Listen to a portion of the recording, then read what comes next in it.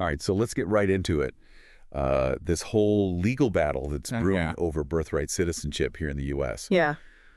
You know, our listeners have been following this whole thing really closely, and we want to do a deep dive today, specifically on a recent appeals court decision Right. that blocked President Trump's attempt to end birthright citizenship Uh-huh. through executive order. Yeah. It's a fascinating case. It is.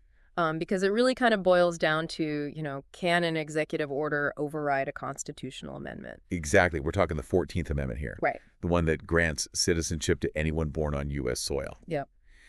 And Trump's saying he can just change that with a stroke of a pen. Yeah. So this appeals court ruling is It's huge. pretty major. Yeah. What's your take on their decision? Well, I mean, the appeals court didn't just block the executive order. They basically just kind of took apart Trump's legal argument piece by piece, and they really zeroed in on that phrase, subject to the jurisdiction thereof. In the 14th Amendment, which is what all those supporting Trump's position are kind of clinging to, Right. their argument is that it excludes children of undocumented immigrants. Right. But the judges were not buying it. No, not at all. And they brought up that landmark case, United States v. Wong Kim Ark, which really established that children born in the U.S. to non-citizen parents are citizens. Yeah, and this case goes all the way back to 1898. Wow. So, I mean, the precedent is pretty solid. So is this whole jurisdiction argument like a legitimate legal challenge? Yeah. Or are we looking at like a thinly veiled attempt to just erode birthright citizenship? I think that's the question a lot of people are asking. Yeah. And the appeals court seems to think it's the latter. Right. And that's where, this potential for a constitutional crisis comes in. Because if the president could just ignore an amendment he doesn't like. Exactly. It sets a really dangerous precedent. Yeah. So now all eyes are on the Supreme Court. Will they even agree to hear this case? That's the question, isn't it? Yeah. I mean, on the one hand, if they refuse, are they basically saying that the executive branch can just reinterpret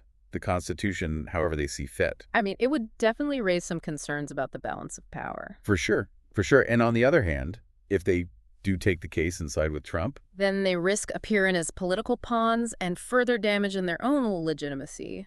and their legitimacy is already under intense scrutiny. Absolutely. So it's a no-win situation for the Supreme Court, isn't it? It seems that way. And what about the public? How are people reacting to all this? Well, we've been looking at, various online discussions, and there's a lot of anxiety out there. People are genuinely worried about the implications, particularly those who could be directly affected by it. We're talking potential mass deportations, families being torn apart. Exactly. It's heavy stuff. But there's also this thread of hope kind of running through these conversations. A lot of people are referencing that Wong Kim Ark case. They're seeing it as, or willing to believe that the Supreme Court might uphold birthright citizenship. Again. Once again. Yeah. It seems like this whole situation has people like really on edge. Yeah, and it's understandable. I mean, the human impact of this case is just immense. We're not just talking about like abstract legal concepts here. We're talking about real lives, real families. Yeah, and we saw that reflected in some of the online discussions that we reviewed. One commenter shared their personal experience as a child of immigrants. Oh, wow. And they talked about the fear of losing their citizenship, the fear of being separated from their loved ones. It's a fear shared by many. Yeah. And it really highlights that human cost of these policy debates. Another commenter brought up a really interesting point about like the logistical feasibility of actually overturning birthright citizenship. Right. Like even if the Supreme Court were to rule in Trump's favor, yeah, how would such a change even be implemented? Well, it's a valid point because birth certificates are handled at the state level, not federally. Right. So, could the government really force states to comply with such a drastic shift? Yeah. I mean, it would be a bureaucratic nightmare, to say the least. Not to mention the chaos and the confusion. Oh, absolutely. That it would create for people. Yeah. You'd have people who have lived here for decades, Right. built lives, raised families, suddenly facing the threat of deportation. It would be a logistical and humanitarian disaster. Totally. And it would raise some serious questions about, like, the stability of American democracy. Right. If a principle as fundamental as birthright citizenship can be overturned, yeah, what's to stop other foundational rights from being challenged? It's a slippery slope. Absolutely, and that's what a lot of people are worried about. Yeah, we saw a number of commenters expressing concern about this being a potential power grab by the executive branch. Right. If they can just bypass amendments, they don't like what's next. Exactly. There were also some really interesting discussions around the historical and legal arguments surrounding birthright citizenship. Yeah. One commenter pointed out that the 14th Amendment was specifically designed to grant citizenship to formerly enslaved people after the Civil War. Right. To use it now as a means to deny citizenship to anyone born in the U.S., they argued would be a complete betrayal of its original intent. Yeah. And of course, the Ron Kim Ark case came up again and again. Of course. People were really digging into that historical precedent. Yeah, one commenter even quoted the ruling directly, reminding us that the Supreme Court has long recognized the citizenship of children born in the U.S. to non-citizen parents. And they highlighted that, this has been the understanding for over a century. So what happens next? What's the timeline for this whole legal process? Well, the appeals court has scheduled a full hearing on the case for June. Okay. So we have a few months to wait and see how this all unfolds. A few months of anticipation and uncertainty. Indeed. And in the meantime, this case has already sparked a whole new wave of discussion and debate. Yeah. Legal experts are weighing in, political analysts are speculating, and everyday citizens are grappling with the potential implications. I bet. Yeah. We saw some legal scholars suggesting that this appeals court ruling is a strong indication that Trump's attempt to end birthright citizenship will ultimately fail.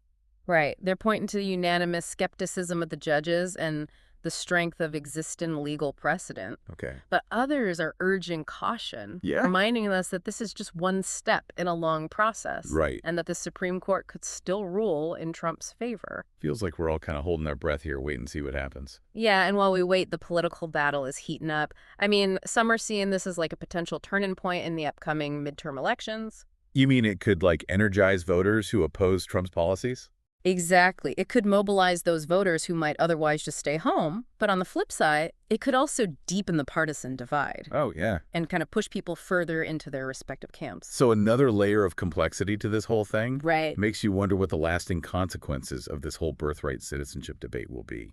Yeah. Beyond the legal and the political, this case has really ignited a crucial conversation about what birthright citizenship really means to us as a nation. It's true. Yeah. I was struck by some of the comments that we saw, where people went beyond just the legal arguments and really got to the heart of the matter. Yeah, one person shared a really powerful story about their family immigrating to the U.S. generations ago. Wow. And they talked about how birthright citizenship was the bedrock of their American dream, Yeah. It gave their ancestors the opportunity to build a better life, and that legacy continues today. It's a good reminder that for many, this isn't just about laws and policies. Right. This is about the very essence of what it means to be American. Absolutely. And others were expressing concerns about the potential impact on diversity and inclusion if birthright citizenship were overturned. Right. They worried it would send a chilling message to the world. Yeah. Basically shutting the door on the very people who have always contributed to the, rich tapestry of American culture. It raises the question, what kind of society do we want to be? Yeah. One that embraces its immigrant heritage or one that turns its back on it? A profound question, and one that I think each of us needs to grapple with as this debate unfolds. Well, as we wrap up this deep dive into the birthright citizenship showdown, one thing is clear. This fight is far from over. Absolutely. The legal battle is still raging. The political stakes are high, and the social and cultural implications are profound. This is a pivotal moment in our nation's history. And you, the listener, are right at the center of it. We encourage you to stay informed, stay engaged, and keep asking those tough questions. The future of American citizenship and maybe even the soul of our nation hangs in the balance.